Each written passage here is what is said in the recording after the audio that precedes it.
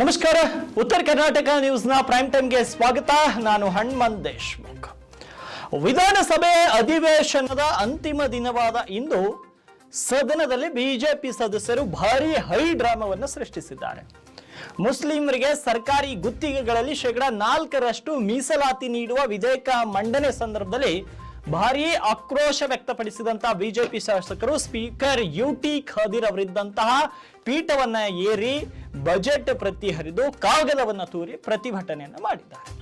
ಇದಾದ ಬಳಿಕ speaker UT Khader ಅವರು ಬಿಜೆಪಿಯ 18 ಶಾಸಕರನ್ನ ಅಧಿವೇಶನದಿಂದ ಅಮಾನತು ಮಾಡಿ ಆದೇಶವನ್ನು ಹೊರಡಿಸಿದ್ದಾರೆ. ಇದಾದ ಬಳಿಕ ಕಲಾಪ ಮುಂದೂಡಿ ಮತ್ತೆ ಆರಂಭವಾಗಲು ವಿಪಕ್ಷ ಶಾಸಕರು ಇದೇ ವರ್ತನೆ ತೋರಿರುವುದರಿಂದ ಕಲಾಪವನ್ನ ಅನಿರ್ದಿಷ್ಟಾವಧಿಗೆ ಮುಂದೂಡಲಾಯಿತು. ಆದ್ರೆ ಬಿಜೆಪಿಯ 18 ಜನ ಶಾಸಕರು ಅಮಾನತಿನ ಬಳಿಕವೂ ಕೂಡ ಕಲಾಪ ಆರಂಭವಾದಾಗ ಸ್ಪೀಕರ್ ಯುಟಿ ಖಾದರ್ ಕುರ್ಚಿ ಪೀಠದ ಬಳಿ ದೌಡಾಯಿಸಿ ಬಿಜೆಪಿ ಹಾಗೂ ಜೆಡಿಎಸ್ ಸದಸ್ಯರು ಧರಣಿಯನ್ನು ಮುಂದುವರಿಸಿದ್ರು. ಸದನದ ಬಾವಿಗಿಳಿದು ಹೋರಾಟ ಮುಂದುವರಿಸಿದ್ರು. ಮತ್ತೆ ಸ್ಪೀಕರ್ ಪೀಠಕ್ಕೆ ದೌಡಾಯಿಸಿದ ಬಿಜೆಪಿ ಸದಸ್ಯರು ಬಿಲ್ ಪ್ರತಿ ಹರಿದು ಪುಸ್ತಕದ ಪ್ರತಿಗಳನ್ನ ಪೀಠಕ್ಕೆ ಎಸೆದು ಆಕ್ರೋಶವನ್ನ ವ್ಯಕ್ತಪಡಿಸಿದ್ರು. ಈ ಬಾರಿ ಆರ್ ಅಶೋಕ್ ಸೇರಿ ಬಿಜೆಪಿ ಸದಸ್ಯರು ಸ್ಪೀಕರ್ ಪೀಠದತ್ತ ಆಗಮಿಸಿದಾಗ ಮತ್ತೆ ಸ್ಪೀಕರ್ ರಕ್ಷಣೆಗೆ ಮಾರ್ಷಲ್ಗಳು ಆಗಮಿಸಬೇಕಾಯಿತು. ಪೀಠದ ಮೆಟ್ಟಲು ಏರಿ ಆರ್ ಅಶೋಕ್, ಬಸನಗೌಡ ಪಾಟೀಲ್ ಯತ್ನಾಳ್ ಮತ್ತು ಬೆಲ್ಲದ್ ಆಕ್ರೋಶವನ್ನ ವ್ಯಕ್ತಪಡಿಸಿದ್ರು. ಸದನದಲ್ಲಿ ಮತ್ತೆ ಕೋಲಾಹಲ ಉಂಟಾಗಿದ್ರಿಂದ ಅರವಿಂದ್ ಬೆಲ್ಲದನ್ನ ಮಾರ್ಷಲ್ಗಳು ಎಳೆದು ಕೆಳಗೆ ನೂಕಬೇಕಾದಂತ ಪರಿಸ್ಥಿತಿ ಉಂಟಾಯಿತು. ಅಂತಿಮವಾಗಿ ಬಿಜೆಪಿ ಸದಸ್ಯರು ತಣ್ಣಗಾಗುವ ಲಕ್ಷಣಗಳು ಕಂಡು ಬಾರದ ಹಿನ್ನೆಲೆ ವಿಧಾನಸಭೆಯ ಕಲಾಪವನ್ನ ಸ್ಪೀಕರ್ ಯುಟಿ ಖಾದರ್ ಅವರು ಅನಿರ್ದಿಷ್ಟಾವಧಿಗೆ ಮುಂದೂಡಿದ್ರು. ರಾಷ್ಟ್ರಗೀತೆಯ ಮೂಲಕ ಸದನವನ್ನ ಮುಂದೂಡಲಾಯಿತು. ಇದಾದ ಬಳಿಕ ಬಿಜೆಪಿ ಸದಸ್ಯರು ರಾಷ್ಟ್ರಪತಿಯನ್ನ ಭೇಟಿ ಮಾಡಲು ರಾಜ್ಯಪಾಲರನ್ನ ಭೇಟಿ ಮಾಡಲು ರಾಜಭವನದತ್ತ ತೆರಳಿದ್ರು. ಇದು ಇವತ್ತು ನಡೆದಂತಹ ಘಟನೆ. ಆದ್ರೆ ನೈಜವಾಗಿ ಬಜೆಟ್ ಅಧಿವೇಶನದ ಮೇಲೆ ಚರ್ಚೆ ಆಗಬೇಕಾದಂತಹ ಯಾವುದೇ ವಿಷಯಗಳು ನನಗನ್ಸುತ್ತೆ 70% ಮಟ್ಟಿಗೆ ಚರ್ಚೆನೇ ಆಗಿದೆ. ಬರೀ 50% ಈ ಒಂದು ಬಜೆಟ್ ಅಧಿವೇಶನ ಏನು ಸಂತೋಷ್ ಲಾಡ್ ಅವ್ರು ಹೇಳಿದ್ರಲ್ಲ, ಆಕಳ ಬಂದು ಗಂಟೆ ಹೊಡೀತು, ಆಕಳ ಮೇಲೆ ರಾಜಕಾರಣ ಮಾಡೋರು, ಗೋವು ನಮ್ಮ ತಾಯಿ ಅಂತ ರಾಜಕಾರಣ ಮಾಡೋರು, ಇಂಥವರು ಅರ್ಧ ಗಂಟೆ ಭಾಷಣ ಬಿಗಿಯೋದ್ರಲ್ಲಿ ಈ ಸದನ ಮುಗಿದೋಯ್ತು. ಇನ್ನೊಂದು ವಿಷಯ, ಈ ಒಂದು ಸದನ ಮುಗೀತು. ಸದನದಲ್ಲಿ ಬಹುತೇಕರು ತಮ್ಮ ವೈಯಕ್ತಿಕ ವಿಷಯಗಳನ್ನೇ ಪ್ರಸ್ತಾಪಿಸಿದರೆ ಹೊರತು ಜನರ ಹಿತದೃಷ್ಟಿಯಿಂದ ಯಾವುದೇ ವಿಷಯಗಳು ಆ ಮಟ್ಟಿಗೆ ಚರ್ಚೆ ಆಗಲಿಲ್ಲ. ಕೆಲವರು ಹನಿ ಟ್ರ್ಯಾಪ್ ವಿಷಯವನ್ನ ಮುಂದಿಟ್ಟುಕೊಂಡು ಅದನ್ನು ಚರ್ಚೆ ಮಾಡಿದ್ರು. ಇನ್ನು ಕೆಲವರು ಗೋಮಾತೆಯನ್ನ ಮುಂದಿಟ್ಟುಕೊಂಡು ಅದನ್ನು ಚರ್ಚೆ ಮಾಡಿದ್ರು. ಇನ್ನು ಕೆಲವರು ತನ್ನ ಕ್ಷೇತ್ರಕ್ಕೆ ಅನುದಾನ ಬಂದಿಲ್ಲ ಅನ್ನೋದ್ರ ಕುರಿತು ಚರ್ಚೆ ಮಾಡಿದ್ರು ವಿನಃ ಸರ್ವತೋನ್ಮುಖ ಅಭಿವೃದ್ಧಿಗಾಗಿ ಯಾವುದೇ ನಾಯಕ ಈ ಒಂದು ಇದರಲ್ಲಿ ಕೂಡ ಚರ್ಚೆ ಮಾಡಿಲ್ಲ. ಯಾಕೆ ಮಾಡಿಲ್ಲ ಅಂದ್ರೆ ಮುಂದಿನ ಒಂದು 2 ನಿಮಿಷದಲ್ಲಿ ನಿಮಗೆ ಎಕ್ಸ್ಪ್ಲೇನ್ ಮಾಡ್ತೀನಿ. ಇವರು ಎಂಥವ್ರನ್ನ ನಾವು ಅಸೆಂಬ್ಲಿಗೆ ಕಳಿಸಿದೀವಿ, ಇಂಥವ್ರನಿಂದ ನಾವು ಏನನ್ನ ಊಹೆ ಮಾಡಬಹುದು, ಯಾಕಂದ್ರೆ ಒಂದು ರಿಪೋರ್ಟ್ ಬಂದಿದೆ. ಆ ರಿಪೋರ್ಟ್ ನಲ್ಲಿ ಭಾರತದ 45% ಶಾಸಕರ ಮೇಲೆ ಕ್ರಿಮಿನಲ್ ಪ್ರಕರಣಗಳಿವೆ. ಭಾರತದಲ್ಲಿ 4092 ಮಂದಿ ಶಾಸಕರ ಪೈಕಿ 45% ಶಾಸಕರ ಮೇಲೆ ಕ್ರಿಮಿನಲ್ ಪ್ರಕರಣಗಳಿವೆ ಅಂತ ಅಸೋಸಿಯೇಷನ್ ಫಾರ್ ಡೆಮೊಕ್ರಾಟಿಕ್ ರಿಫಾರ್ಮ್ಸ್ ವರದಿ ಹೇಳಿದೆ. ದೇಶದ 28 ವಿಧಾನಸಭೆಗಳು ಮತ್ತು 3 ಕೇಂದ್ರಾಡಳಿತ ಪ್ರದೇಶಗಳಲ್ಲಿನ ಒಟ್ಟು 4092 ಶಾಸಕರಲ್ಲಿ ಅರ್ಧದಷ್ಟು ಶಾಸಕರ ವಿರುದ್ಧ ಕ್ರಿಮಿನಲ್ ಪ್ರಕರಣಗಳು ದಾಖಲಾಗಿವೆ. ಕೆಲವು ಶಾಸಕರ ವಿರುದ್ಧ ಸಾಮಾನ್ಯ ರೀತಿಯ ಅಪರಾಧಗಳು ದಾಖಲಾಗಿದ್ರೆ ಇನ್ನೂ ಕೆಲವರ ವಿರುದ್ಧ ಗಂಭೀರ ರೀತಿಯ ಅಪರಾಧಗಳು ದಾಖಲಾಗಿರುವುದು ಕಂಡು ಬಂದಿದೆ. ಅತ್ಯಂತ ಆತಂಕಕಾರಿ ವಿಷಯ ಅಂದ್ರೆ ಆಂಧ್ರ ಪ್ರದೇಶದ ಚುನಾಯಿತ ಶಾಸಕರಲ್ಲಿ 79% ಜನರ ವಿರುದ್ಧ ಕ್ರಿಮಿನಲ್ ಪ್ರಕರಣಗಳು ದಾಖಲಾಗಿವೆ. ಚುನಾವಣೆಯ ಸಮಯದಲ್ಲಿ ಈ ಶಾಸಕರು ಸಲ್ಲಿಸಿದ ಅಫಿಡೇವಿಟ್ಗಳ ಆಧಾರದ ಮೇಲೆ ಎಡಿಆರ್ ಈ ವರದಿಯನ್ನ ನೀಡಿದೆ. ಕೊಲೆ ಅಥವಾ ಕೊಲೆ ಯತ್ನ, ಅಪಹರಣ, ಮಹಿಳೆಯರೊಂದಿಗೆ ಅನುಚಿತ ವರ್ತನೆ ಅಂತ ಗಂಭೀರ ವರ್ಗದ ಪ್ರಕರಣಗಳು ಇವರುಗಳ ಮೇಲೆ ದಾಖಲಾಗಿದೆ. ಅಂದ ಮೇಲೆ 45% ಶಾಸಕರು ಭಾರತದಲ್ಲಿ ಕ್ರಿಮಿನಲ್ಗಳಿದ್ದಾಗ, ಕ್ರಿಮಿನಲ್ ಮೊಕದ್ದಮೆಯನ್ನ ಹೊಂದಿರುವವರಿದ್ದಾಗ ಈ ದೇಶದ ಸದನಗಳಲ್ಲಿ ಇಂತಹ ಗಲಾಟೆಯನ್ನ ಬಿಟ್ಟು ನಾವು ಏನನ್ನ ಊಹೆ ಮಾಡ್ಲಿಕ್ಕಾಗತ್ತೆ, ಏನನ್ನ ಸಾಧಿಸ್ಲಿಕ್ಕಾಗತ್ತೆ. ನಾವು ಆಯ್ಕೆ ಮಾಡುವಂತಹ ಸಂದರ್ಭದಲ್ಲಿ 500 ರೂಪಾಯಿ ಯಾರು ಕೊಡ್ತಾರೋ ಅವ್ರಿಗೆ ಓಟ್ ಹಾಕ್ತಿವಿ, ಯಾರು ಕ್ವಾರ್ಟರ್ ಸರಾಯಿ ಕೊಡ್ತಾರೋ ಅವ್ರಿಗೆ ಓಟ್ ಹಾಕ್ತಿವಿ, ಯಾರು ಸೀರೆ ಹಂಚ್ತಾರೋ ಅವ್ರಿಗೆ ಓಟ್ ಹಾಕ್ತಿವಿ, ಯಾರು ನಮ್ಮ ಸಮಾಜದ ನಾಯಕನಿಗೆ, ನಮ್ಮ ಸಮುದಾಯಕ್ಕೆ ಸಮುದಾಯ ಭವನ ಕಟ್ಟಿಸ್ತೀನಿ, ನಿಮ್ಮ ಸಮಾಜದ ನಾಯಕನ ಫೋಟೋ ಕಟ್ಟಿಸ್ತೀನಿ, ನಿಮ್ಮ ಸಮಾಜದ ನಾಯಕನ ಭಾವಚಿತ್ರವನ್ನ ಕಟ್ಟಿಸ್ತೀನಿ ಅನ್ನೋರಿಗೆ ಓಟ್ ಹಾಕ್ತೀವಿ. ಅಂತಹ ಪರಿಸ್ಥಿತಿಯಲ್ಲಿ ಇಂತಹ ಕ್ರಿಮಿನಲ್ಗಳೇ ಗೆದ್ದು ಬರುವುದು. 4092 ಶಾಸಕರು ಈ ಭಾರತ ದೇಶದಲ್ಲಿದ್ದಾರೆ. ಅದರಲ್ಲಿ 45% ಜನರು ಕ್ರಿಮಿನಲ್ಗಳಿದ್ದಾರೆ ಅಂದಾಗ ಭಾರತದಲ್ಲಿರುವಂತಹ ಪ್ರಜೆಗಳು ಇಂದಿಗೂ ಕೂಡ ತಮ್ಮ ಮತದಾನದ ಹಕ್ಕನ್ನ ಅರಿತುಕೊಂಡಿಲ್ಲ. ಯಾರಿಗೆ ಮತ ಚಲಾಯಿಸಬೇಕು ಅನ್ನೋದು ಇವತ್ತಿಗೂ ಕೂಡ ನಮ್ಮ ಭಾರತೀಯರು ಅರ್ಥ ಮಾಡ್ಕೊಂಡಿಲ್ಲ ಅನ್ನೋದು ಇವತ್ತು ಮೇಲ್ನೋಟಕ್ಕೆ ಕಾಣಿಸ್ತಾ ಇದೆ. ಇಲ್ಲಿ ಕೇವಲ ನಾನು ಬಿಜೆಪಿ ಮತ್ತು ಕಾಂಗ್ರೆಸ್ ಪಕ್ಷವನ್ನ ದೂಷಿಸುತ್ತಿಲ್ಲ. ಸ್ಥಳೀಯ ಪಕ್ಷದ ಬಹುತೇಕರು ಕೂಡ ಇದರಲ್ಲಿ ಕ್ರಿಮಿನಲ್ಗಳೇ ಆಗಿದ್ದಾರೆ. ಅಂಥವ್ರನ್ನ ನಾವು ಅಸೆಂಬ್ಲಿಗೆ, ಲೋಕಸಭೆಗೆ ಕಳಿಸ್ತಾ ಇದ್ದೀವಿ. ಇಂಥವ್ರನಿಂದ ನಾವು ಏನನ್ನ ನಿರೀಕ್ಷಿಸಲು ಸಾಧ್ಯ? 45% ಶಾಸಕರು ಭಾರತದಲ್ಲಿ ಕ್ರಿಮಿನಲ್ಗಳು ಇರುವಾಗ ವಿಧಾನಸಭೆಯಲ್ಲಿ ನಾವು ಜನಪರವಾದಂತಹ ಸಂವಾದವನ್ನ, ಜನಪರವಾದ ಚರ್ಚೆಯನ್ನ ನೋಡಲು ಹೇಗೆ ಸಾಧ್ಯ? ಕ್ರಿಮಿನಲ್ಗಳು ಇನ್ನೊಂದು ಕ್ರೈಮ್ ಮಾಡಲಿಕ್ಕೆ ಬರ್ತಾರೆ ವಿನಃ ದೇಶದ ಉದ್ಧಾರಕ್ಕೆ, ಸಮಾಜದ ಉದ್ಧಾರಕ್ಕೆ ಎಂದೂ ಕೂಡ ಅವರ ಮನಸ್ಸು ಒಪ್ಪುವುದಿಲ್ಲ. ಅಂಥವ್ರನ್ನೇ ನಾವು ವಿಧಾನಸಭೆ ಕಳಿಸ್ತಾ ಇದ್ದೀವಿ. ಇದು ವಿಧಾನಸಭೆಯ ಪರಿಸ್ಥಿತಿ. ಮತ್ತೆ ಹೊಸ ಲೋಕಸಭೆಯಲ್ಲಿ ಇದೀಗ ಬಂದಿರುವಂತಹ ಅಂಕಿ ಅಂಶಗಳ ಪ್ರಕಾರ 543 ಸದಸ್ಯರಲ್ಲಿ 251 ಸದಸ್ಯರ ವಿರುದ್ಧ ಕ್ರಿಮಿನಲ್ ಪ್ರಕರಣಗಳಿವೆ. ಅಂದರೆ ಕ್ರಿಮಿನಲ್ ದಾಖಲೆ ಹೊಂದಿರುವಂತಹ ಲೋಕಸಭಾ ಸದಸ್ಯರ ಸಂಖ್ಯೆ ಬಹುತೇಕ ಅರ್ಧದಷ್ಟಿದೆ. ಇವರಲ್ಲಿ ಆಡಳಿತ ಪಕ್ಷವಾಗ್ಲಿ ಅಥವಾ ವಿರೋಧ ಪಕ್ಷವಾಗ್ಲಿ ಎಲ್ಲಾ ಪಕ್ಷಗಳ ಶಾಸಕರು ಸೇರಿದ್ದಾರೆ. ಎಲ್ಲಾ ಪಕ್ಷಗಳಲ್ಲಿ 45% 66% ಶಾಸಕರು ಇಂತಹ ಕ್ರಿಮಿನಲ್ ದಾಖಲೆಗಳನ್ನ ಹೊಂದಿದ್ದಾರೆ.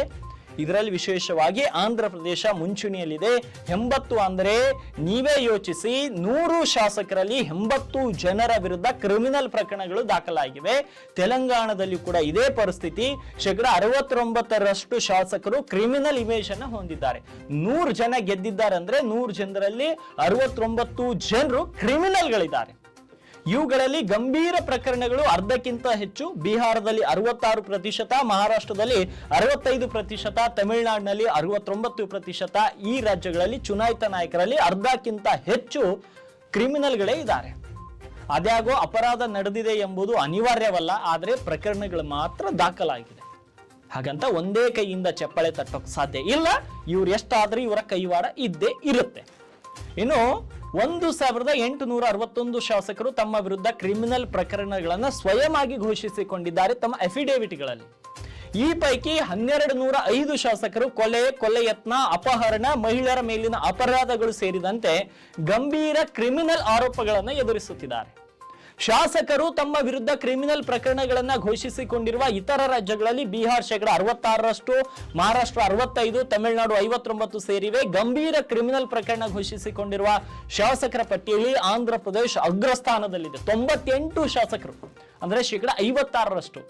ಎಡಿಆರ್ ವಿಶ್ಲೇಷಣೆಯ ಪ್ರಕಾರ ಗಂಭೀರ ಕ್ರಿಮಿನಲ್ ಪ್ರಕರಣಗಳನ್ನ ಎದುರಿಸುತ್ತಿರುವಂತಹ ರಾಜ್ಯಗಳೆಂದ್ರೆ ತೆಲಂಗಾಣ, ಬಿಹಾರ, ಒಡಿಶಾ, ಜಾರ್ಖಂಡ್, ಮಹಾರಾಷ್ಟ್ರ ಇವರು.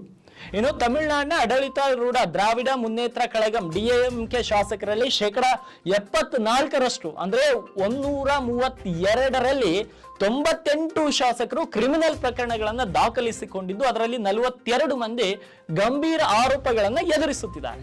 ಪಶ್ಚಿಮ ಬಂಗಾಳದ ಆಡಳಿತಾರೂಢ ತೃಣಮೂಲ ಕಾಂಗ್ರೆಸ್ ಟಿಎಂಸಿಯ 230 ಶಾಸಕರಲ್ಲಿ 95 ಶಾಸಕರು ಕ್ರಿಮಿನಲ್ ಪ್ರಕರಣಗಳನ್ನು ಎದುರಿಸುತ್ತಿದ್ದಾರೆ. ಈ ಪೈಕಿ 78 ಮಂದಿ ವಿರುದ್ಧ ಗಂಭೀರ ಆರೋಪಗಳಿವೆ. ಇಂಥವ್ರನ್ನ ನಾವು ಎಲ್ಲಿ ಕಳಿಸ್ತಾ ಇದ್ದೀವಿ? ಚಿಂತಕರ ಚಾವಡಿಗೆ ಕಳಿಸ್ತಾ ಇದ್ದೀವಿ. ಒಂದು ಕಾನೂನನ್ನ ರಚಿಸುವವರನ್ನಾಗಿ ಮಾಡ್ತಾ ಇದ್ದೀವಿ. ಒಂದು ದೇಶ, ಒಂದು ರಾಜ್ಯದಲ್ಲಿ ಇವ್ರುಗಳನ್ನ ನಾವು ದೇವರು ಅಂತ ಹೊಗಳಕ್ಕೆ ಹೊರಟಿದ್ದೀವಿ. ರಾಜಕಾರಣಿಗಳು ಬಂದ ತಕ್ಷಣ ಬಂದಾನಯೋ ಏನೇನೋ ಹಾಡಗಳು ಹಾಕ್ತೀವಿ. ದೊಡ್ಡ ಮನುಷ್ಯ, ದೊಡ್ಡ ಗುಣದವನು, ಈ ತರದ ಹಾಡಗಳು ಹಾಕ್ತೀವಿ. ಆದ್ರೆ ಈ ಒಂದು ರಿಪೋರ್ಟ್ ಅನ್ನ ನೋಡಿದ ಮೇಲೆ ಈ ಶಾಸಕರನ್ನ ಕಂಡಾಗ ಅಷ್ಟು ಕೋಪ ಬರ್ತಾ ಇದೆ. ಅಂದ್ರೆ ಬಹುತೇಕರು ಕ್ರಿಮಿನಲ್ಗಳು. ಇವರೆಲ್ಲ ಕ್ರಿಮಿನಲ್ಗಳು. 45% ಶಾಸಕರು, ಭಾರತದಲ್ಲಿರುವಂತಹ ಶಾಸಕರು ಕ್ರಿಮಿನಲ್ಗಳಾಗಿದ್ದಾರೆ. ಯಾವ ಶಾಸಕನು ಕೂಡ ದೇವರಲ್ಲ, ಯಾವ ಶಾಸಕನು ಕೂಡ ನಮ್ಮ ಧರ್ಮಗುರು ಅಲ್ಲ. ಇವರೆಲ್ಲರೂ ತಮ್ಮ ಬೇಳೆ ಬಯಸ್ಕೊಳ್ಳಿಕ್ಕೆ, ತಮ್ಮ ಮೇಲಿರುವಂತಹ ಪ್ರಕರಣಗಳನ್ನ ಮುಚ್ಚಾಕೊಳ್ಳಿಕ್ಕೆ, ತಮ್ಮ ಮೇಲಿರುವಂತಹ ಪ್ರಕರಣಗಳಿಂದ ಇತ್ಯರ್ಥ ಪಡಲಿಕ್ಕಾಗಿ ಇವರು ರಾಜಕಾರಣ ಮಾಡ್ತಾ ಇದ್ದಾರೆ ವಿನಃ ದೇಶದಲ್ಲಿ ನಿಜವಾಗಿಯೂ ಕೂಡ ಸಮಾಜ ಸುಧಾರಣೆ ಇವರಿಗೆ ಬೇಕಾಗಿಲ್ಲ. ಇವತ್ತು ಕರ್ನಾಟಕದ ಸದನದಲ್ಲಿ ನಾವು ನೋಡ್ತೀವಿ, ಬಿಜೆಪಿ ಇರಬಹುದು, ಕಾಂಗ್ರೆಸ್ ಇರಬಹುದು. ಮೊದಲು ಕಾಂಗ್ರೆಸ್ನವರು, ಇವತ್ತು ಬಿಜೆಪಿ ಅವರು ಏನ್ ಮಾಡಿದ್ದಾರೆ, ಇದೇ ರೀತಿಯ ದರ್ಪದ ವರ್ತನೆ ಸ್ಪೀಕರ್ ವಿರುದ್ಧ ತೋರಿದ್ರು 2009ರಲ್ಲಿ. ಇವತ್ತು ಇವ್ರು ತೋರಿದ್ದಾರೆ ಬಿಜೆಪಿಗರು. ಆದ್ರೆ ಬಹುತೇಕ ಶಾಸಕರು ಕ್ರಿಮಿನಲ್ ಪ್ರಕರಣವನ್ನ ಹೊಂದಿರುವಂತವರೇ ಆಗಿದ್ದಾರೆ. ಒಬ್ಬ ಕ್ರಿಮಿನಲ್ ನಿಂದ ನಾವು ಜನರ ಹಿತದೃಷ್ಟಿಯ ಬಗ್ಗೆ ಮಾತನಾಡುವುದನ್ನ ಹೆಂಗೆ ಕೇಳಲು ಸಾಧ್ಯ? ಆ ಕ್ಷೇತ್ರದ ಜನರ ಅಭಿವೃದ್ಧಿ ಆತನಿಂದ ಹೆಂಗೆ ಸಾಧ್ಯ? ಆತನಿಗೆ ಗೊತ್ತಿರೋದು ಎರಡೇ, ನನ್ನ ಕೇಸ್ ಹೆಂಗೆ ಕ್ಲೋಸ್ ಮಾಡ್ಕೋಬೇಕು, ಇನ್ನೊಂದು ನನಗೆ ಯಾರು ಅಡ್ಡ ಬರ್ತಾ ಇದ್ದಾರೆ ಅವ್ರನ್ನ ಹೆಂಗೆ ತುಳಿಕೊಂತ ಹೋಗ್ಬೇಕು. ಇವುಗಳೇ ಅವರಿಗೆ ಗೊತ್ತಿರುವಂತವು. ಕಲ್ಯಾಣ ಕರ್ನಾಟಕ ಭಾಗವಾಗಲಿ, ಉತ್ತರ ಕರ್ನಾಟಕದ ಭಾಗವಾಗಲಿ, ಇವುಗಳ ಕುರಿತು ಇಂದಿನ ಬಜೆಟ್ ಅಧಿವೇಶನದಲ್ಲಿ ಯಾವೊಬ್ಬ ಶಾಸಕನು ಕೂಡ ಏರು ಧ್ವನಿಯಲ್ಲಿ ಪ್ರಶ್ನೆ ಮಾಡಿಲ್ಲ. ಶರಣಗೌಡ ಪಾಟೀಲ್ ಕಂದಕೂರ್ನ ಹೊರತುಪಡಿಸಿದ್ರೆ, ಪಾಪ ಒಬ್ಬ ಯುವ ನಾಯಕ ತನ್ನ ಶಕ್ತಿ ಮೀರಿ ಸದನದಲ್ಲಿ ಹೋರಾಟವನ್ನ ಮಾಡಿದ್ದಾರೆ ನಮ್ಮ ಉತ್ತರ ಕರ್ನಾಟಕ ಭಾಗದ ಅಭಿವೃದ್ಧಿಗಾಗಿ. ಆದ್ರೆ ದುರಾದೃಷ್ಟ ನೋಡಿ, ಆ ಒಬ್ಬ ಶಾಸಕ ಮಾತನಾಡುವಂತ ಸಂದರ್ಭದಲ್ಲಿ ನಿನ್ನ ಜೊತೆ ನಾವಿದ್ದೀವಿ ಅಂತ ಯಾವೊಬ್ಬ ನಾಯಕನು ಕೂಡ ಆತನಿಗೆ ಬೆಂಬಲ ಕೊಡ್ಲಿಲ್ಲ. ಅದು ನನಗೆ ತುಂಬಾ ನೋವು ಅನಿಸ್ತಾ ಇದೆ. ಅದು ಶರಣಗೌಡ ಪಾಟೀಲ್ ಕಂದಕೂರ್ ಅವ್ರು ಯಾವುದೇ ಪಕ್ಷದವ್ರು ಇರ್ಲಿ, ಆದ್ರೆ ಅವರು ಇಡೀ ಉತ್ತರ ಕರ್ನಾಟಕದ ಸಮಸ್ಯೆಗಳ ಬಗ್ಗೆ, ಉತ್ತರ ಕರ್ನಾಟಕದ ಜನರು ನೈಜವಾಗಿ ಎದುರಿಸುತ್ತಿರುವಂತಹ ಸಮಸ್ಯೆಗಳ ಬಗ್ಗೆ, ಅವರ ಸಮಸ್ಯೆಗಳಿಗೆ ಪರಿಹಾರ ಸಿಗಬೇಕು ಅನ್ನೋ ನಿಟ್ಟಿನಲ್ಲಿ ಅವರು ಧ್ವನಿ ಎತ್ತಿದ್ರು. ಅವ್ರು ಯಾವುದೇ ಧರ್ಮದವ್ರು ಇರ್ಲಿ, ಯಾವುದೇ ಪಕ್ಷದವ್ರು ಇರ್ಲಿ, ಏನೇ ಇರ್ಲಿ, ಆದ್ರೆ ಈ ಭಾಗದ ಜನರ ಕಲ್ಯಾಣಕ್ಕಾಗಿ ಅವರು ಧ್ವನಿ ಎತ್ತಿದ್ರು. ಅವರ ಧ್ವನಿಗೆ ಧ್ವನಿಗೂಡಿಸಬೇಕಾಗಿರೋದು ಈ ಭಾಗದ ಶಾಸಕರ ಒಂದು ಹಕ್ಕಂತ ಹೇಳ್ತೀನಿ. ಯಾಕಂದ್ರೆ ನಿಮಗೆ ಇಲ್ಲಿರುವಂತಹ ರಾಜಕಾರಣಿಗಳು ಆಯ್ಕೆ ಮಾಡಿ ಕಳಿಸಿದ್ದು ತಮ್ಮ ಕ್ಷೇತ್ರದ ಅಭಿವೃದ್ಧಿ ಮಾಡಲಿಕ್ಕೆ, ಅವರ ಸಮಸ್ಯೆಗಳನ್ನ ಬಗೆಹರಿಸಲಿಕ್ಕೆ. ಆದ್ರೆ ಉತ್ತರ ಕರ್ನಾಟಕದ ಅರ್ಧದಷ್ಟು ರಾಜಕಾರಣಿಗಳು ಭ್ರಷ್ಟರಾಗಿದ್ದಾರೆ. ಇವರು ತಮ್ಮ ಕ್ಷೇತ್ರದ ಜನರು ಎಷ್ಟೇ ಸಮಸ್ಯೆಯಲ್ಲಿದ್ರು ಕೂಡ ಇವ್ರು ಕ್ಯಾರೆ ಮಾಡಲ್ಲ. ಆದ್ರೆ ಬೆಂಗಳೂರಿನಲ್ಲಿ ಐಷಾರಾಮಿ ಮನೆಗಳನ್ನ ಹೊಂದಿದ್ದಾರೆ. ಇವರು ಬೆಂಗಳೂರಿನ ಮನೆಗಳಲ್ಲಿ ಐಷಾರಾಮಿ ಜೀವನವನ್ನ ಕಳೀತಾರೆ. ವಾರದಲ್ಲಿ 3 ಸಲ ಬೆಂಗಳೂರಿನಲ್ಲಿ ಇರ್ತಾರೆ. ಇದೇ ಉತ್ತರ ಕರ್ನಾಟಕ ಭಾಗದ ಶಾಸಕರು. ಎಂತ ಶಾಸಕರು ಬೆಂಗಳೂರಿನಲ್ಲಿ ಓದ್ಕೊಂಡಾಗ ಈ ಕಲ್ಯಾಣ ಕರ್ನಾಟಕ ಅಭಿವೃದ್ಧಿ ಆಗ್ಬೇಕು, ಕಿತ್ತೂರು ಕರ್ನಾಟಕ ಅಭಿವೃದ್ಧಿ ಆಗ್ಬೇಕು, ಉತ್ತರ ಕರ್ನಾಟಕ ಅಭಿವೃದ್ಧಿ ಆಗ್ಬೇಕಾದ್ರೆ ಹೆಂಗ ಅಭಿವೃದ್ಧಿ ಆಗೋಕ್ ಸಾಧ್ಯ? ಇವರು ವಾರದ 8 ದಿನಗಳು 7 ದಿನಗಳು ಇದೇ ಉತ್ತರ ಕರ್ನಾಟಕ ಭಾಗದ ತಮ್ಮ ಕ್ಷೇತ್ರಗಳಲ್ಲಿ ಉಳಿದು ಎಲ್ಲಾ ಅಧಿಕಾರಿಗಳನ್ನ ಹಿಡಿತದಲ್ಲಿಟ್ಕೊಂಡು ಕೆಲಸ ಮಾಡಿದ್ರೆ ಹೆಂಗ್ರಿ ಉತ್ತರ ಕರ್ನಾಟಕ ಉದ್ಧಾರ ಆಗಲ್ಲ?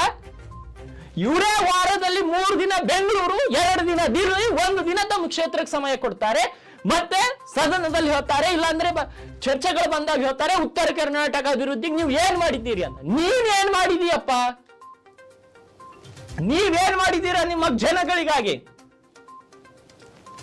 ಇವ್ರು ಧ್ವನಿ ಎತ್ತದಂತೂ ಬಿಡಿ, ಧ್ವನಿ ಅಂತೂ ಎತ್ತಲ್ಲ, ತಮ್ಮ ಕ್ಷೇತ್ರದಲ್ಲಿ ಉಳಿದು ಕೆಲಸ ಮಾಡಲ್ಲ. ಯಾರು ಧ್ವನಿ ಎತ್ತಾರೋ ಅವ್ರಿಗೆ ಬೆಂಬಲ ಕೂಡ ಕೊಡಲ್ಲ. ನಾಚಿಕೆ ಗೆಟ್ಟವುಗಳೆಲ್ಲ. ಉತ್ತರ ಕರ್ನಾಟಕ ಭಾಗದ ಶಾಸಕರು ನೀವು ಎಲ್ಲಿಯ ತನಕ ಒಗ್ಗಟ್ಟಿನಿಂದ ಹೋರಾಟ ಮಾಡುವುದಿಲ್ವೋ ಅಲ್ಲಿ ತನಕ ನಮ್ಮ ಭಾಗಕ್ಕೆ ವಿಶೇಷ ಪ್ಯಾಕೇಜ್ ಸಿಗುವುದಿಲ್ಲ, ವಿಶೇಷ ಬಜೆಟ್ ಸಿಗುವುದಿಲ್ಲ. ಎಲ್ಲಿ ತನಕ ನೀವೆಲ್ಲರೂ ಪಕ್ಷ ಭೇದವನ್ನ ಮರೆತು ನೀವು ಹೋರಾಟವನ್ನ ಮಾಡ್ತಿರೋ ಅಲ್ಲಿ ತನಕ ನಿಮ್ಮನ್ನ ಕಡೆಗಣಿಸಲಾಗುತ್ತೆ. ಏನು ಶರಣಗೌಡ ಪಾಟೀಲ್ ಕಂದಕೂರ್ ಯಾವ ರೀತಿಯ ಹೋರಾಟವನ್ನ ಪ್ರತಿ ಅಸೆಂಬ್ಲಿ ಸೆಷನ್ ನಲ್ಲಿ ಮಾಡ್ತಾರೋ ಅದೇ ರೀತಿ ಪ್ರತಿಯೊಬ್ಬ ಶಾಸಕ ಪಕ್ಷ ಭೇದವನ್ನ ಮರೆತು ಮಾಡಬೇಕು. ಆವಾಗ ನಮ್ಮ ಉತ್ತರ ಕರ್ನಾಟಕದ ಅಭಿವೃದ್ಧಿಗೆ ಅಲ್ಪ ಮಟ್ಟಿಗಾದ್ರೂ ಅವ್ರು ಪರಿಹಾರವನ್ನ ಕೊಡ್ತಾರೆ. ಏನ್ರಿ ಇದೆ, ಏನಿದೆ ಉತ್ತರ ಕರ್ನಾಟಕ ಭಾಗದಲ್ಲಿ? ದೊಡ್ಡ ದೊಡ್ಡ ಸಂಸ್ಥೆಗಳೆಲ್ಲ ಬೆಂಗಳೂರು, ಮಂಗಳೂರು ಆ ಸೈಡ್ ಅಲ್ಲಿ ಇದೆ. ನಮ್ ಶರಣಗೌಡವ್ರು ಹೇಳ್ತಿದ್ರ ಬರೀ ಕೆಮಿಕಲ್ ಹೊಗೆ ಬರುವಂತ ಫ್ಯಾಕ್ಟ್ರಿಗಳು ನಮಗ್ ಕೊಡ್ತಾರೆ, ನಮ್ ಪ್ರಾಣ ಹೋಗ್ಲಿ. ಏನ್ ಹೋದ್ರು 45ರಿಂದ 50 ಡಿಗ್ರಿ ಸೆಲ್ಸಿಯಸ್ ಬಿಸಿಲಲ್ಲಿ ನಮ್ ಭಾಗದ ಜನರು ಕೆಲಸ ಮಾಡ್ತಾರೆ. ಇವರುಗಳು ಹೈದರಾಬಾದ್, ಪುಣೆ, ಮುಂಬೈಗೆ ವಲಸೆ ಹೋಗ್ತಾರೆ. ಅರ್ಧದಷ್ಟು ಹಳ್ಳಿಗಳಲ್ಲಿ, ಉತ್ತರ ಕರ್ನಾಟಕ ಭಾಗದ ಹಳ್ಳಿಗಳಲ್ಲಿ ಬೇಸಿಗೆಯಲ್ಲಿ ಕುಡಿಯುವ ನೀರಿನ ಸವಲತ್ತಿಲ್ಲ. ಇವುಗಳ ಬಗ್ಗೆ ಚರ್ಚೆ ಮಾಡುವುದನ್ನ ಬಿಟ್ಟು ಸ್ಪೀಕರ್ ಅವರ ಮೇಲೆ ಬಿಲ್ಗಳ ಪ್ರತಿಯನ್ನ ಹರಿದು ಬೀಸಾಡ್ತಾರೆ. ಜಾತಿವಾದ ತುಷ್ಟೀಕರಣದ ರಾಜಕಾರಣವನ್ನ ಬದಿಗಿಟ್ಟಾಗ ಮಾತ್ರ ಉತ್ತರ ಕರ್ನಾಟಕ ಅಭಿವೃದ್ಧಿ ಸಾಧ್ಯ ಆಗುತ್ತೆ. ಇಲ್ಲದಿದ್ರೆ ಅವರು ಬಿಜೆಪಿಗರು ಮುಸ್ಲಿಮರನ್ನ ಬೈತಾರೆ, ಕಾಂಗ್ರೆಸ್ಗರು ಹಿಂದೂಗಳನ್ನ ಬೈತಾರೆ, ಅವ್ರು ಇವ್ರನ್ನ ಬೈಯೋದು, ಇವ್ರು ಅವ್ರನ್ನ ಬೈಯೋದ್ರ ನಡುವೆ ಉತ್ತರ ಕರ್ನಾಟಕ ನಲುಗಿ ಹೋಗ್ತಾ ಇದೆ. ಉತ್ತರ ಕರ್ನಾಟಕದ ರಾಜಕಾರಣಿಗಳು ನೀವು ಮಾಡಬೇಕಾಗಿರೋದು ಮೊದಲು ಜಾತಿವಾದದ ರಾಜಕಾರಣ ಅಲ್ಲ, ಧರ್ಮಾಧಾರಿತ ರಾಜಕಾರಣ ಅಲ್ಲ, ಅಭಿವೃದ್ಧಿ ಪರವಾದಂತಹ ರಾಜಕಾರಣ ಮಾಡಿದಾಗ ಮಾತ್ರ ನಮ್ಮ ಉತ್ತರ ಕರ್ನಾಟಕ ಅಭಿವೃದ್ಧಿ ಆಗುತ್ತೆ. ನೀವೇನೋ ಆರಾಮಾಗಿ ಬೆಂಗಳೂರಲ್ಲಿ ಮನೆ ಮಾಡ್ಕೊಂತೀರಾ, ಆದ್ರೆ ನಿಮ್ ಕ್ಷೇತ್ರದ ಜನರು ನಿಮ್ಮನ್ನ ಓಟ್ ಹಾಕಿ ಮಿನಿಸ್ಟರ್ಗಿರಿ, ನಿಮಗೆ ಓಟ್ ಹಾಕಿ ಮಂತ್ರಿಗಳನ್ನ ಮಾಡಿದಂತವರ ಪರಿಸ್ಥಿತಿ ಏನಾಗ್ಬೇಕು? ಇವುಗಳ ಬಗ್ಗೆ ಒಂದ್ಸಲ ಯೋಚನೆ ಮಾಡಿ. ಒಂದೊಂದು ಕ್ಷೇತ್ರದಲ್ಲಿ 4 ಬಾರಿ 5 ಬಾರಿ ಗೆಲುವನ್ನ ಸಾಧಿಸಿದ್ದೀರಿ. 5 ಸಲ ಆ ಮುಗ್ಧ ಜನರು ನಿಮ್ಮನ್ನ 5 4 3 ಸಲ ಗೆಲ್ಲಿಸಿದ್ದಾರೆ. ಏನ್ರಿ ಮಾಡಿದ್ದೀರಾ ಆ ಜನಗಳಿಗಾಗಿ? ಅಧಿವೇಶನ ಬಂದಾಗ ಉತ್ತರ ಕರ್ನಾಟಕಕ್ಕೆ ನ್ಯಾಯ ಕೊಡಿ, ಉತ್ತರ ಕರ್ನಾಟಕ ವಿಶೇಷ ಪ್ಯಾಕೇಜ್ ಕೊಡಿ. ಯಾಕಪ್ಪ ಉತ್ತರ ಕರ್ನಾಟಕಕ್ಕೆ ಅಷ್ಟೊಂದು ಕೇಳೋ ಬದಲು ನೀನೇ ನಿನ್ನ ಕ್ಷೇತ್ರದಲ್ಲಿ ಸರಿಯಾಗಿ ಕೆಲಸ ಮಾಡಿ, ಇಲ್ಲ ನೋಡಿ ಸ್ವಾಮಿ ನನಗೆ ಇನ್ನೂ ಅನುದಾನ ಕಡಿಮೆ ಬಿದ್ದಿದೆ, ಇಲ್ಲ ಅಂದ್ರೆ ನಾನು ನನ್ನ ಕ್ಷೇತ್ರದ ಜನರನ್ನ ಕರ್ಕೊಂಡು ಬಂದು ಸಚಿವರ ಮನೆ ಮುಂದೆ ಹೋರಾಟ ಮಾಡಿಸ್ತೀನಿ ಅಂತ ಅವಾಜ್ ಹಾಕ್ರಿ. ಹೆಂಗ್ರಿ ಕೆಲಸ ಆಗಲ್ಲ ಆವಾಗ? ನೀವು ಗೆದ್ದ ಮೇಲೆ ನೀವೇ ನಿಮ್ ಕ್ಷೇತ್ರದಲ್ಲಿ ಇರಲ್ಲ, ಆಯುಷಾರಾಮಿ ಬೆಂಗಳೂರು ಮನೆಯಲ್ಲಿ ನೀವಿರ್ತೀರಾ. ಅಧಿವೇಶನ ಬಂದಾಗ ಏನೋ ಇವರ ಸಿಂಪತಿ ಗಿಟ್ಟಿಸ್ಕೊಳ್ಳಿಕ್ಕಾಗಿ ಅಧಿವೇಶನದಲ್ಲಿ ಭಾಷಣ ಮಾಡ್ತೀರಾ. ಮೊದಲು ನೀವು ನಿಮ್ಮ ಕ್ಷೇತ್ರದಲ್ಲಿ 7 ದಿನಗಳು ಕಳೆದು ಇಲ್ಲಿರುವಂತ ಜನರ ಪರಿಸ್ಥಿತಿ ಏನಿದೆ ಅದನ್ನು ಮೊದಲು ಅರ್ಥ ಮಾಡ್ಕೊಳ್ಳಿ. ಆವಾಗ ಮಾತ್ರ ಉತ್ತರ ಕರ್ನಾಟಕದ ಅಭಿವೃದ್ಧಿ ಸಾಧ್ಯ ಆಗುತ್ತೆ. ಬರೀ ಕುಟುಂಬ ರಾಜಕಾರಣ ಮಾಡುವವ್ರನ್ನ ಈ ನಮ್ಮ ಉತ್ತರ ಕರ್ನಾಟಕ ಮತ್ತು ಕಲ್ಯಾಣ ಕರ್ನಾಟಕ ಇಷ್ಟೊಂದು ಹಿಂದುಳಿಲಿಕ್ಕೆ ಮುಖ್ಯ ಕಾರಣ ಏನಾದ್ರೂ ಇದ್ರೆ ಅದು ಕುಟುಂಬ ರಾಜಕಾರಣ. ಒಂದೊಂದು ಕುಟುಂಬದಲ್ಲಿ ತಂದೆ ಗೆಲ್ತಾನೆ, ಮುಂದೆ ಮಗ ಬರ್ತಾನೆ, ಮಗ ಆದ್ಮೇಲೆ ಮೊಮ್ಮಗ ಬರ್ತಾನೆ, ಮತ್ತೆ ತಂದೆ ಶಾಸಕನಿದ್ದಾಗ ಮಗ ಜಡ್ಪಿಗೆ ಹೋಗ್ತಾನೆ, ತಂದೆ ಮಿನಿಸ್ಟರ್ ಆದಾಗ ಮಗ MLC ಬರ್ತಾನೆ, ಇಲ್ಲ ಅಂದ್ರೆ ಸಹೋದರರು MLC ಬರ್ತಾರೆ, ಇನ್ನೊಬ್ಬ ಹೈಕಮಾಂಡ್ ಹೋಗ್ತಾನೆ, ಮಗ ರಾಜ್ಯ ರಾಜಕಾರಣಕ್ಕೆ ಬರ್ತಾನೆ. ಇಂಥದ್ರಲ್ಲಿಯೇ ನಮ್ಮ ಕಲ್ಯಾಣ ಕರ್ನಾಟಕ ಉತ್ತರ ಕರ್ನಾಟಕ ಹಾಳಾಗ್ತಾ ಇರೋದು. ಉತ್ತರ ಕರ್ನಾಟಕ ಭಾಗದ ಯುವಕರು ರಾಜಕಾರಣಕ್ಕೆ ಬರಬೇಕು, ಗ್ರೌಂಡ್ ಲೆವೆಲ್ ಇಂದ ರಾಜಕಾರಣಕ್ಕೆ ಬರಬೇಕು. ಅವಾಗ ಮಾತ್ರ ಈ ಉತ್ತರ ಕರ್ನಾಟಕದ ಹಿಂದುಳಿದ ಹಣೆ ಪಟ್ಟಿಯನ್ನ ನಾವು ಚೇಂಜ್ ಮಾಡಬಹುದು. ಇಲ್ಲ ಅಂದ್ರೆ ಮಗ ಹೋದಾಗ ಮೊಮ್ಮಗ ಬರ್ತಾನೆ, ಇಲ್ಲ ಅಂದ್ರೆ ಅವ್ರ ಮಗ ಬರ್ತಾನೆ, ಇವ್ರುಗಳ ಗುಲಾಮರಾಗಿಯೇ ಬದುಕಬೇಕಾಗುತ್ತೆ. ಉತ್ತರ ಕರ್ನಾಟಕ ಭಾಗದ ಯುವಕರು ಎಚ್ಚೆತ್ಕೊಳ್ಬೇಕು. ಆದಷ್ಟು ಬೇಗ ಎಲ್ಲಾ ಯುವಕರು ರಾಜಕಾರಣಕ್ಕೆ ಬರಬೇಕು, ಬುದ್ಧಿವಂತ ಯುವಕರು ಬರಬೇಕು. ಇಲ್ಲ ಅಂದ್ರೆ ಇವ್ರು ನಮ್ಮನ್ನ ಗುಲಾಮರ ರೀತಿ ಟ್ರೀಟ್ ಮಾಡಿ ಇವ್ರು ಆರಾಮಾಗಿ ಗೆಲ್ತಾರೆ. ಇಂಥ ಅಧಿವೇಶನ ಬಂದಾಗ ಉತ್ತರ ಕರ್ನಾಟಕ ಏನಾರ ಕೊಡ್ರಿ, ಇಲ್ಲ ಗೋಮಾತೆ ನಮ್ಮ ಮಾತ, ಗೋಮಾತಾ ನಮ್ಮ ಮಾತ, ಇದನ್ನ ಕಟ್ಟುಕತೆಗಳ ಮೇಲೆ ಉತ್ತರ ಕರ್ನಾಟಕ ಉದ್ಧಾರ ಆಗಲ್ಲ. ಸಂತೋಷ್ ಲಾಡ್ ಅವರು ಹೇಳಿದ್ರು, ಕಟ್ಟುಕತೆಗಳನ್ನ ಬಿಟ್ಟು ವಾಸ್ತವಾಂಶವನ್ನ ಮಾತಾಡಿ ಅಂತ. ವಾಸ್ತವಾಂಶದ ಮೇಲೆ ಉತ್ತರ ಕರ್ನಾಟಕ ಉದ್ಧಾರ ಆಗುತ್ತೆ ವಿನಃ ಕಟ್ಟುಕತೆಗಳಿಂದ ಅಲ್ಲ. ಗೋಮಾತಾ ನಮ್ಮ ಮಾತ, ಗೋಮಾತೆಗೆ ನಾ ಹಂಗ್ ಮಾಡಿದೀನಿ ಹಿಂಗ್ ಮಾಡಿದ. ಹಂಗಾದ್ರೆ ಬೀಫ್ ಎಕ್ಸ್ಪೋರ್ಟ್ ಎಷ್ಟು ಆಗ್ತಾ ಇದೆ ಯಾರಿಗಾದ್ರೂ ಗೊತ್ತಿದೆ? ಬಿಜೆಪಿಗರು ಸುಮ್ಮನೆ ಬುರುಡೆ ಬಿಡೋದು, ಏನು ಬಾಯಿಗೆ ಸಿಕ್ಕತ್ತೆ ಅದನ್ನು ಹೇಳೋದು ಅಸೆಂಬ್ಲಿಯಲ್ಲಿ.